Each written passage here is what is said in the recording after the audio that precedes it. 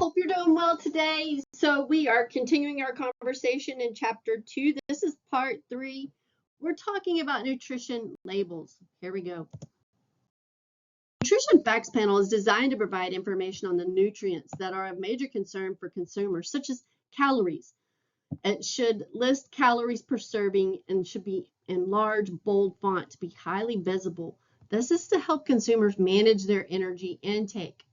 Percent daily values must be listed on the panel, and it indicates how much a nutrient in a serving of food contributes to the daily diet.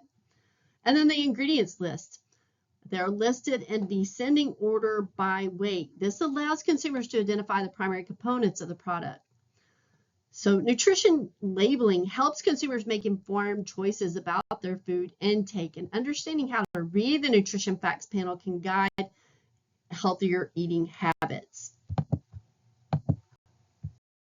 Comparing nutrition labels when shopping, you will note that several serving sizes are listed in both household units and grams to provide clarity and ease for use for customers. Servings per container, this is the number of servings per container specified, helping consumers understand the total number of servings in a package. So they're eating one serving versus 2 servings. It's kind of like your cereal. It's important to measure your cereal out. Did you know that most cereals serving size is half a cup? And how many of us fill it all the way up? So it's like 2 or 3 servings. The amount per serving is provided. So it's the following information. Calories, so looking at the kcals, it indicates the energy content per serving. Total fat includes total fat as well as saturated and trans fat. And then cholesterol is the amount of how much cholesterol it has in one serving. And sodium, how much sodium is in one serving, as well as the total number of carbohydrates.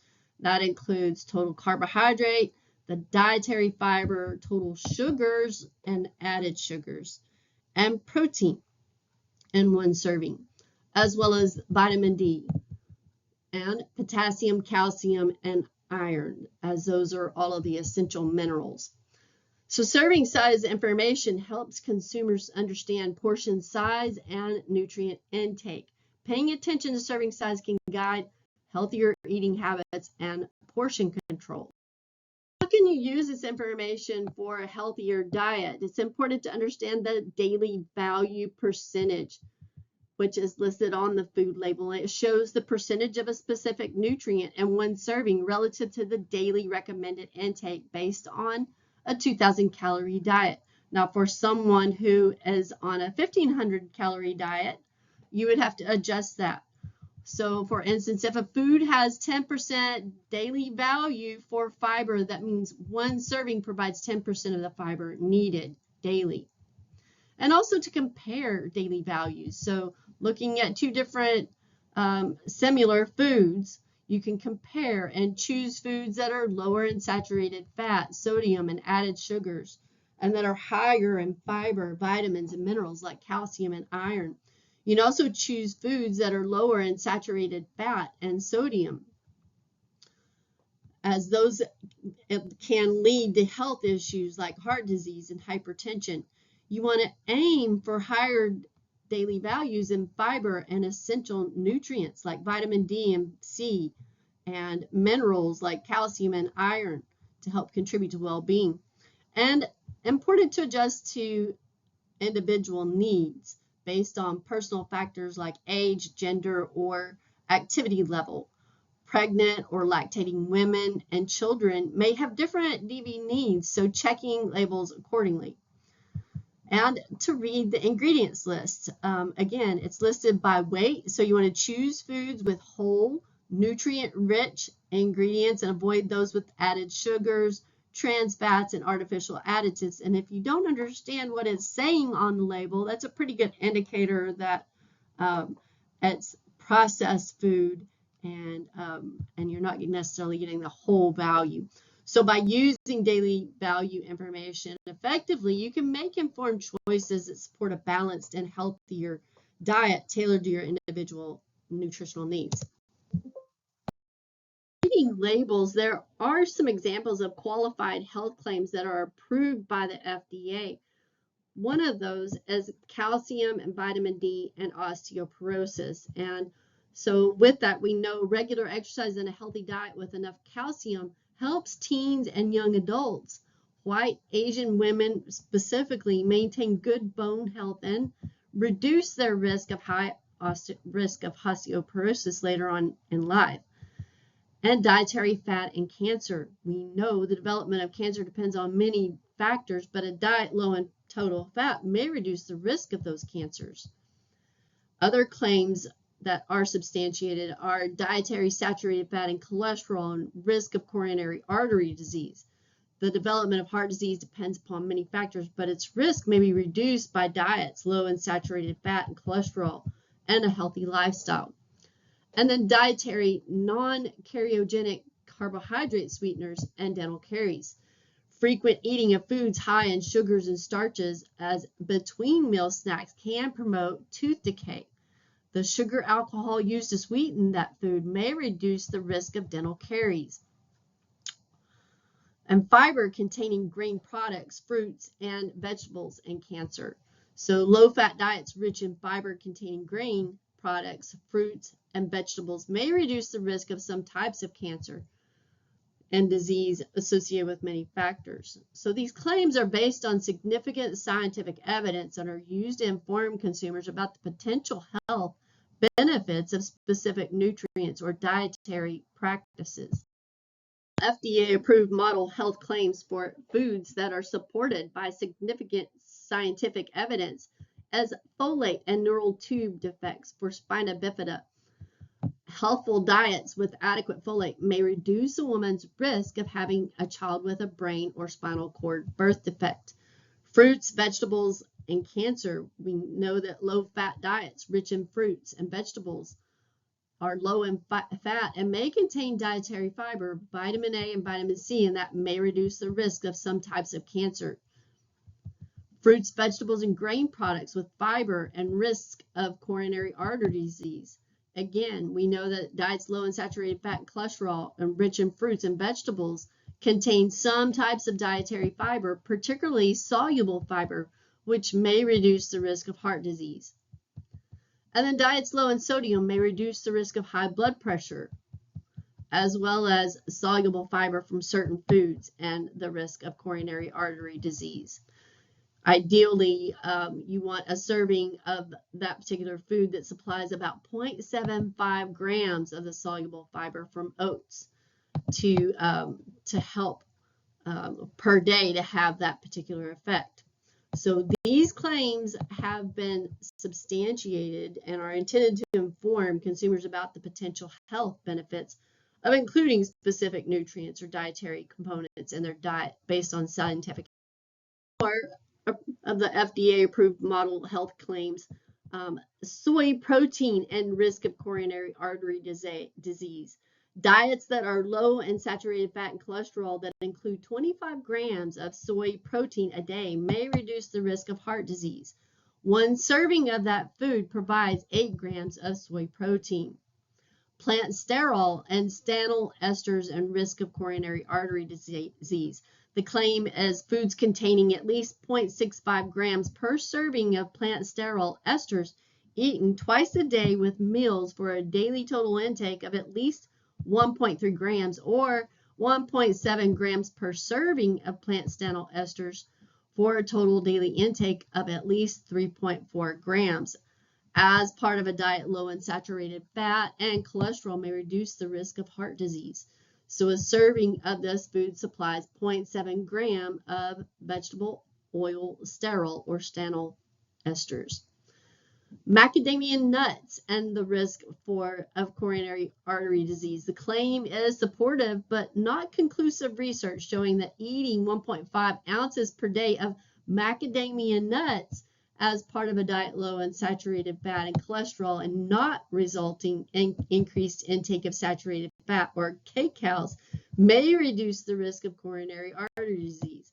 So these claims are intended to guide consumers on making informed dietary choices that may contribute to reducing their risk of heart disease, based on scientific studies supporting the benefits of these foods.